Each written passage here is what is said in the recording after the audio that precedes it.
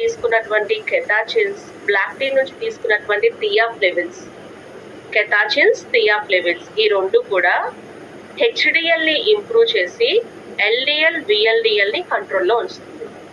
Lipid profile చేయించుకుంటే HDL, high density lipoprotein is a good cholesterol, LDL, లో density lipoprotein, VLDL, very low density lipoprotein. ఈ మూడింటిని కూడా balance చేయాలన్నమాట.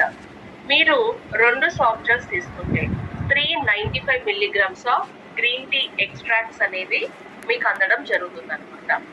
So CH balance తీసుకోవడం వల్ల మేజర్గా మీకు కలిగే బెనిఫిట్స్ 2 ఉంటాయి.